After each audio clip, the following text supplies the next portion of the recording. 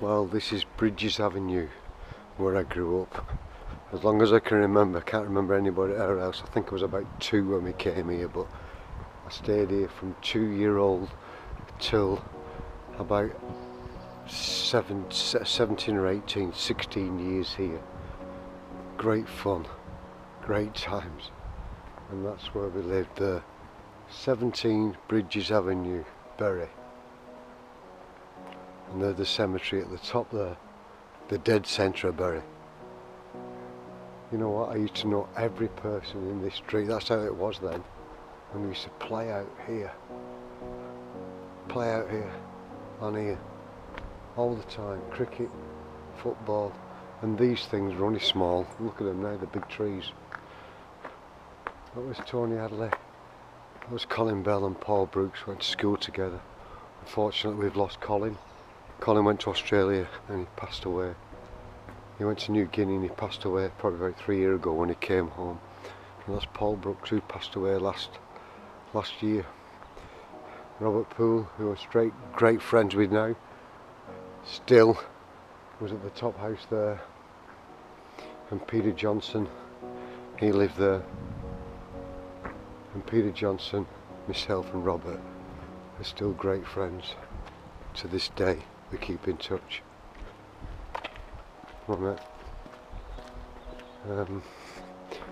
Yeah, great memories. I always come back and have a look at this. We used to just play out in the morning, play out all day. It was great fun. Goshen Estate, all named after poets. That was Bridges. This is Bronte, Tennyson, Austen, Shakespeare, where my mum lives. My mum just lives at the top, just round the corner at Shakespeare. Scott, that's why I know my poets. And Burns Avenue, so they were all named after poets. I never know it, but they're a poet. And this is the playing fields. Still the same, except they've gone up market. We just used to lose ourselves here. It was great as kids, I tell you, it was fantastic. Right. That wasn't there. Basketball, never even heard of basketball when I was a kid. The fields there, and these were the woods. Gee, we had some times in these. Eh? They're a bit grown up now, but gosh, we had some good times in there. And my dad used to have a garage along here.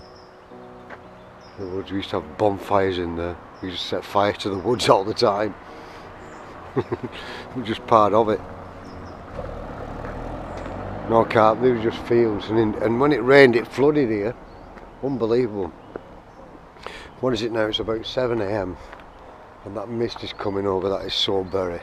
I mean, I saw what it was like. I used to play and it get mucked up and everything.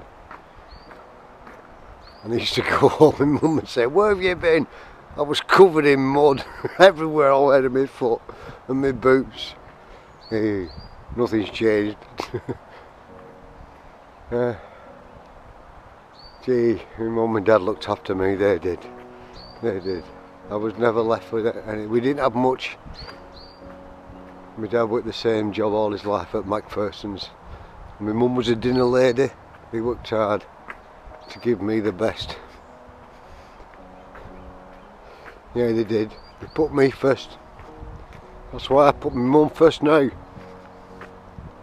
Because they did it for me. And there's no hesitation. You know, when I left in 81, never even thought about things like this. About getting old and what I'd do. And there's lots of us who left England to go to Australia with the same predicament. Harry Hurd, Phil Griffin, Laney, Smithy, Julian. Lots of us have the same thing over in Australia. But with my situation,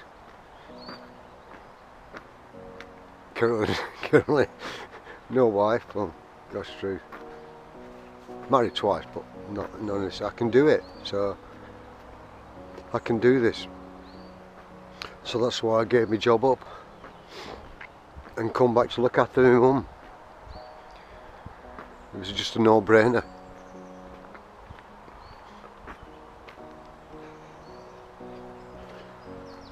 So I'm back in Goshen. Eh? How good does this look? So I took my mum last night. Joe Carroll, there's Joe. Joe, another one from Radcliffe, which is next to Bury, who I've known since I was 12. When he was 10, we were both at Bury Football Club. And then Joe came out a year after me and played it with me at Ringwood, and a great mate there. Well, his sister Michelle organised a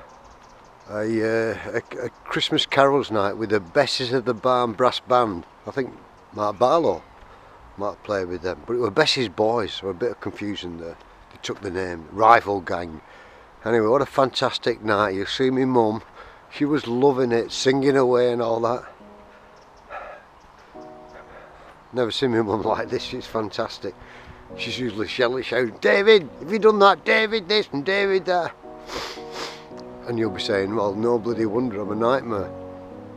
But now she's in a great space. She bloody enjoyed last night, and so did I. We had a good sing-along. It was great. It was great for Michelle to organise that. Wow, this brings back very, very sad memories to me. Where we just lived in Bridges Avenue, 17. Next door was 15, Mrs. Slater. And her grandson used to come and stay. Gee, I can see this now. I don't know how long it'll be 50 years ago. 60. Actually, it'd be about 53 years ago. We're all playing along here, and a couple of the older guys were shooting for rats. And Michael, young Michael, who was probably about 10 or 9, he leant over about here, and he went in. And we never saw him again. He drowned. Gosh, I remember that as yesterday.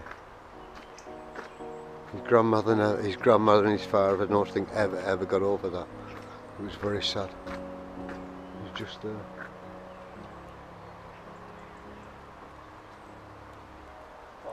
Morning, mate. Hi. I'm very sad. Okay, so that's why I'm here to look after my mum. She's a tough one. She refuses to go in at home, but she was okay before, but now she's struggling to walk and get up, so I can't leave her like this. I'm gonna have to stay as long as it takes. I might have to get a bigger couch. My legs are hanging over it. You just got to do it. Just gonna do it. Australia will still be there. The lads will still be there. I joined the boxing gym here, so I might be having another fight. Come on! Alright. Look at these. These were not here, these houses. I used to play around here. Look at all these bloody beautiful houses in Bury.